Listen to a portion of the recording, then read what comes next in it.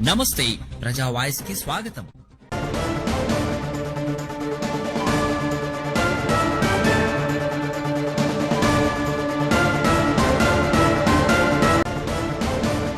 ఈరోజు ఈ సమావేశం యొక్క ముఖ్య ఉద్దేశం ఏమిటంటే 23వ తారీఖున 100 రోజుల కార్యక్రమం పూర్తయిన తర్వాత 2 రోజులు సుదీర్ఘంగా చర్చించి దాదాపు 32 మంది చర్చల్లో పాల్గొన్నారు. అందరి అభిప్రాయ సేకరణ తీసుకొని మెజారిటీ సభ్యుల యొక్క అంగీకారం ప్రకారం 102 రోజుల తరువాత తాత్కాలికంగా దీక్ష శిబిరాన్ని విరామం ప్రకటిస్తున్నామని తెలియజేయడం అనేది. అందుకు కారణం ఏంటి అంటే, మేము చేయవలసినటువంటి ప్రయత్నాలన్నీ చేశాం. కూటమి ప్రభుత్వంలో ఉండేటువంటి మధ్యవర్గ ఉపసంఘంలో ఉండేటువంటి 3 మినిస్టర్లని కలిసాం. సీఎం దృష్టికి కూడా మా కమతం వెంకటేష్ ప్రత్యక్షంగా ఆదోని జిల్లా విషయాన్ని కూడా ఆయనకు తెలియజేయడం జరిగింది. అయినప్పటికీ కూటమి ప్రభుత్వం స్పందించలేదు. కేంద్ర ప్రభుత్వము ఏప్రిల్ 1వ తారీఖు నుంచి సెప్టెంబర్ 30వ తారీఖు వరకు జనగణన కార్యక్రమాన్ని చేపడతా ఉన్నది. అది అయిన తర్వాత ఆంధ్రప్రదేశ్లో 175 ఉండేటువంటి నియోజకవర్గాల సంఖ్య డీలిమిటేషన్ ద్వారా 225 నియోజకవర్గాలు అయ్యేటువంటి అవకాశం ఉన్నది అని తెలిసినటువంటి విషయం.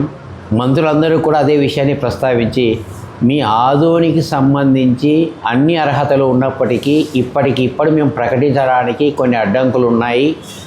డీలిమిటేషన్ తరువాత తప్పనిసరిగా మీ ఆదోని జిల్లాకు సంబంధించి ప్రకటన చేయాలి అంటే మేము పరిశీలిస్తున్నాము. ఈ విషయాన్ని సీఎం దృష్టికి కూడా తీసుకోవడం తెలియజేయడం అనేది తెలియజేసినందువల్ల మరి ఈ 100 రోజుల కార్యక్రమము అంత ఘనంగా చేశాం. అట్లాగే డిసెంబర్ 10వ తారీఖున డిసెంబర్ 10 ఆదోని ఒకటే బంద్ చేశాం. జనవరి 24వ తారీఖున 5 నియోజకవర్గాలు స్వచ్ఛందంగా బంద్ చేశాం. మరి ఈ బంద్కు సహకరించినటువంటి ప్రజా సంఘాలు కానీ, కుల సంఘాలు కానీ, రాజకీయ పార్టీలు కానీ, మహిళా సంఘాలు కానీ, కార్మిక, కర్షక, ఉద్యోగ, ఉపాధ్యాయ అన్ని సంఘాలకు కూడా మా ఆదోని జేఏసీ తరఫున ధన్యవాదాలు తెలియజేస్తున్నాం.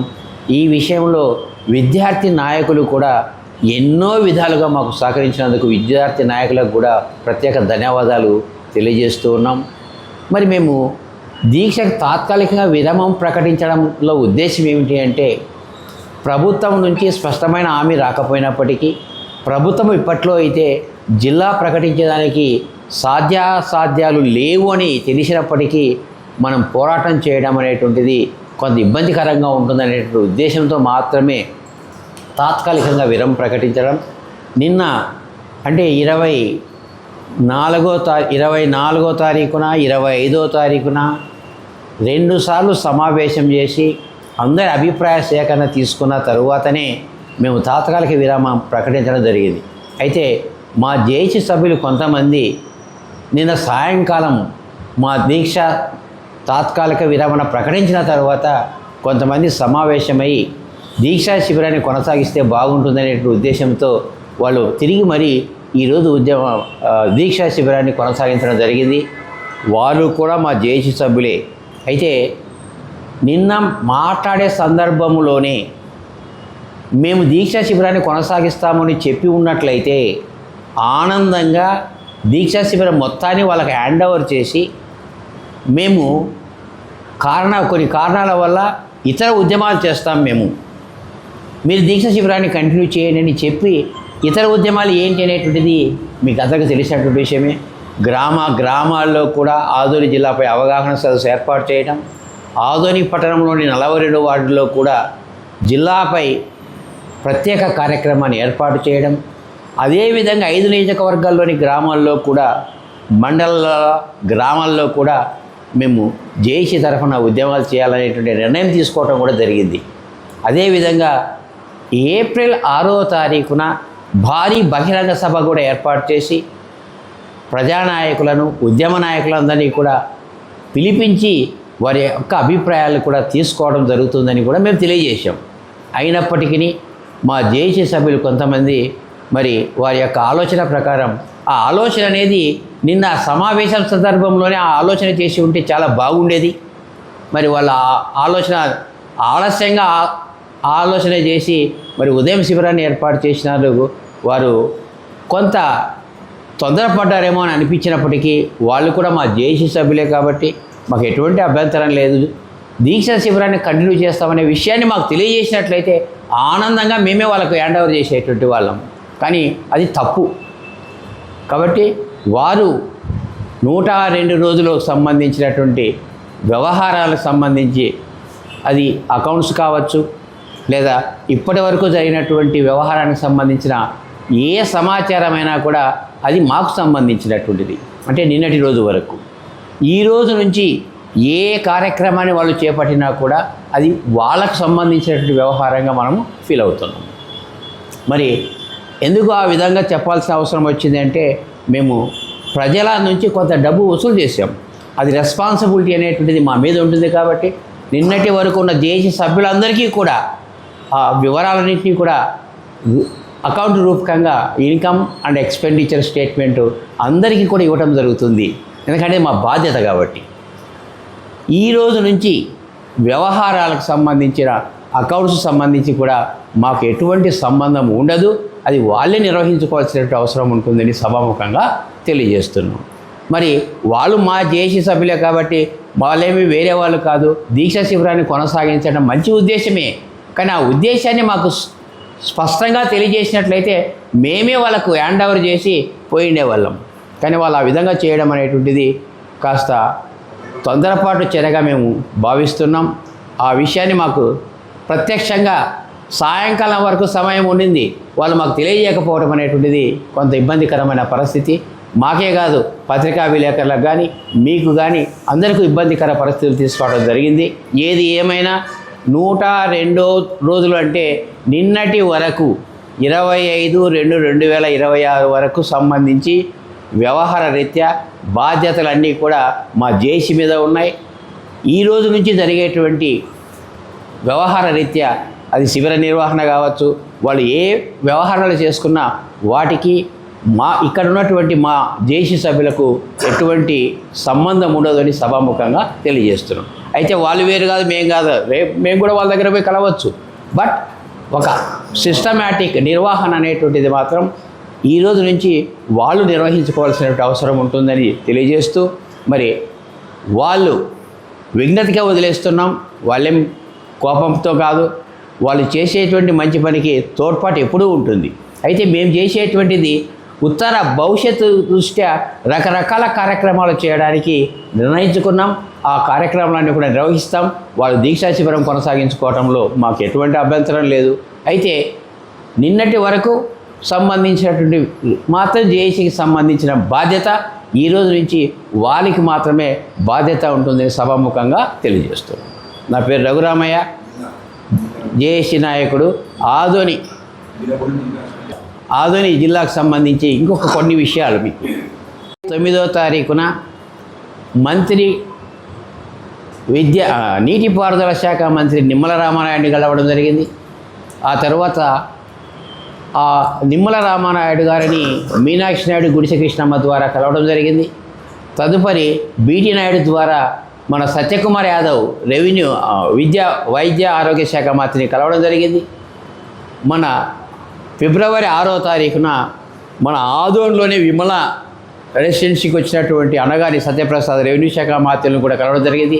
వారి ముగ్గురు యొక్క అభిప్రాయం, మీరు అడిగేటువంటిది న్యాయమైనటువంటిది, మీకు అన్ని అర్హతలు ఉన్నాయని చెప్పడం.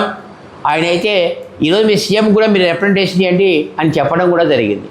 అయితే వాళ్ళు ఇచ్చినటువంటి హామీ మేరకు ఖచ్చితంగా భవిష్యత్తులో జిల్లా ప్రకటనకు అవకాశాలు ఉన్నాయి అని చెప్పడం జరిగింది. మరి మాకు 6వ తారీఖున జరిగినటువంటి సభలో మాకు అవకాశం కల్పించకుండా మమ్మల్ని పోలీస్ స్టేషన్లో నిర్బంధించడం అనేటువంటిది బాధాకరమైన విషయమైన మా కోదండ అయితేనేమి, దశరథ, మన దస్తగిరి నాయుడు, సుజ్ఞానమ్మ, కొంతమంది సిపిఐ వీరేసు, తర్వాత కొంతమంది చాలామంది మా వాళ్ళు కొంతమంది లోపలికి వెళ్ళారు. అయితే అయ్యాలప్ప కానీ కమంతం వెంకటేశు వికలాంగుడు అయినప్పటికీ కూడా మనోధైర్యంతో సీఎంకి ఎదురుగా రెండో వరుసలో ఉండి ఆదోని జిల్లా విషయాన్ని ప్రత్యక్షంగా చూపించి మా ఆదోని జిల్లా జేఏసీకి గొప్ప ఘనత తెచ్చినటువంటి వ్యక్తి మా కమతం వెంకటేష్ గారు. అంటే విద్యార్థి నాయకులు అయితే చాలా ఆందోళన చేశారు ఆ రోజు. విద్యార్థి నాయకులు అయితే జిల్లా కోసం చాలా ఆందోళన చేశారు. కాబట్టి ఆ విద్యార్థి నాయకులకు కూడా ప్రత్యేక ధన్యవాదాలు. కమతం వెంకటేష్ గారికి ప్రత్యేక ధన్యవాదాలు. మా ఆదోని జిల్లా కోసం ఎవరెవరు ఎన్ని రకాలుగా ప్రయత్నాలు చేసినారో వాళ్ళందరికీ కూడా ప్రత్యేక ధన్యవాదాలు తెలియజేస్తున్నాం.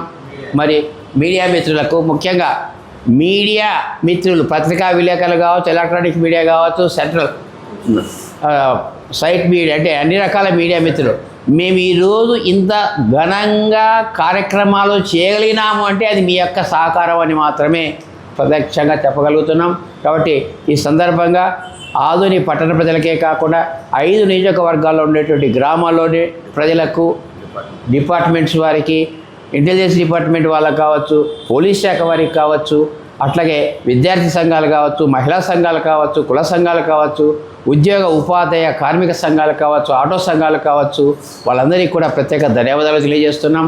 ముఖ్యంగా 100 రోజు కార్యక్రమం కంటే ముందు సిపిఐ వాళ్ళు ఆదోని జిల్లా కోసం ఏకవాక్య తీర్మానాన్ని కూడా ప్రవేశపెట్టడం కూడా మాకు అభినందించినటువంటి విషయం. మరి 100 రోజుల కార్యక్రమంలో కూడా మాకు సిపిఐ పట్టణ కార్యదర్శి టి వీరేష్ గారు కూడా మరి ఆ రోజు ఎక్కువ సంఖ్యలో వ్యక్తులను మొబిలైజ్ చేసి 100 రోజుల కార్యక్రమాన్ని 100 మందితో నిర్వహించడానికి సహకరించినటువంటి సిపిఐ వారికి అయితేనేమి, అట్లాగే అన్ని రాజకీయ పార్టీలు, అంటే మేము ఇన్ని రోజులు ఈ కార్యక్రమాలు చేయగలిగినాము అంటే డిసెంబర్ 10 వరకు అన్ని రాజకీయ పార్టీలు సంపూర్ణంగా మద్దతు ప్రకటించారు. జనవరి 24వ తారీఖు వచ్చేటప్పటికి కొన్ని పార్టీలు మనకు మద్దతు ప్రకటించలేదు. ఏది ఏమైనప్పటికీ అన్ని రాజకీయ పార్టీలు, మనకు భారతీయ జనతా పార్టీ కావచ్చు, తెలుగుదేశం కావచ్చు, వైఎస్ఆర్ పార్టీ కావచ్చు, జనసేన పార్టీ కావచ్చు, సిపిఐ పార్టీ కావచ్చు, మిగిలిన అన్ని రకాల పార్టీలు, రాజకీయ నాయకులు, విద్యార్థి సంఘాలు అందరితో మేము ఈ కార్యక్రమాన్ని విజయవంతంగా పూర్తి చేసుకున్నందుకు అందరికీ ప్రత్యేక ధన్యవాదాలు. మరొకసారి మీకు పత్రికా విలేకరులకు, ప్రింట్ అండ్ ఎలక్ట్రానిక్స్ మీడియా వారికి, ఇంటెలిజెన్స్ డిపార్ట్మెంటు, పోలీస్ శాఖ వారికి ప్రత్యేక ధన్యవాదాలు తెలియజేసుకుంటున్నాం. సంబంధించిన లెక్కలు వాళ్ళకుతో కూడా వ్యవహార రీత్యా అన్ని విషయాలను వాళ్ళకు తెలియజేస్తాం. అకౌంట్స్ సంబంధించిన విషయాలు కూడా అందరికీ, వాళ్ళకు కూడా ప్రతి ఒక్కరికి ఒక ఇన్ఫర్మేషన్, అంటే స్టేట్మెంట్ రూపాయన ఇవ్వడం కూడా జరుగుతుంది. ఎందుకంటే అది మా బాధ్యత. మా బాధ్యతను తప్పనిసరిగా నిర్వహిస్తాం. ఈ రోజు నుంచి జరిగే వ్యవహారాలకు మాత్రము వారే బాధ్యత నిర్వహించుకోవాల్సిన అవసరము ఉంటుంది. నా పేరు రఘురామయ్య, జేఏసీ.